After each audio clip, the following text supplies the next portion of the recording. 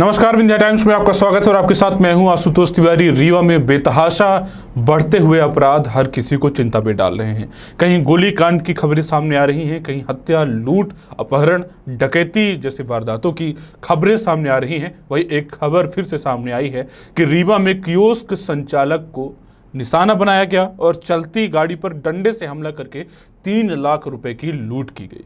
दरअसल रीवा में जिस तरह से अपराधियों के हौसले बुलंद हो गए हैं, इससे यही लगता है कि अब पुलिस का खौफ उनके मन में नहीं रहा है, उनके जहन में अब पुलिस का डर जरा भी नहीं रहा है।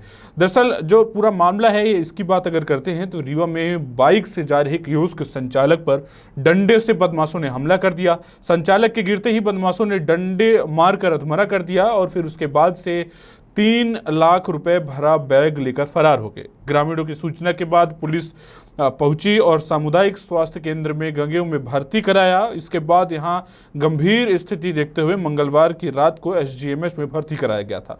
लूट की वारदात की जानकारी के बाद मऊगंज एएसपी विजय डाबर ने पहुंचकर घटनास्थल का निरीक्षण किया। यह मामला लालगांव चौकी क्षेत्र के हरदी का है। एएसपी विजय डाबर ने बताया कि संदीप चतुर्वेदी पुत्र प्रेमलाल चतुर्वेदी 32 निवासी मऊहरिया का लाल गांव में कियोस्क सेंटर चलता है। संदीप मंगलवार की सुबह करीब 11 बजे के आसपास बाइक में सवार होकर सेंटर खोलने जा रहा था। इसके बाद 3 लाख रुपयों से भरा एक बैग भी लिया था।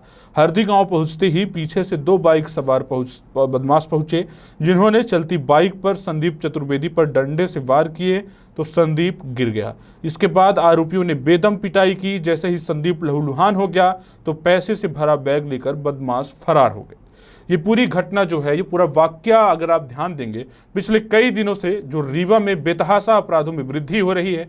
रीवा की बात की जाए तो एक दिन के भीतर कई गोलीकांड की खबरें सामने आई हैं। जैसे अब लग रहा है कि अब गोलीकांड की घटनाएं रीवा में सामान्य हो गई है। वहीं अब बदमाशों के हौसले जिस तरह से बुलंद है, आप अगर देखेंगे पुलिस मौजूदा परिदृश्य को, पुलिस के रवैये को और पुलिस की कार्यवाही को, क्या कार्य प्रणाली अपनाई जा रही है, उसके बाद अपराधियों के हौसले को, तो आप यही पाएंगे कि अपराधी के हौसले एकदम बुलंद हैं और पुलिस उन पर कार्यवाही करने में, उन पर नकेल कसने में, अपने भय को कायम कराने में उतनी सफल नहीं दिख रही है।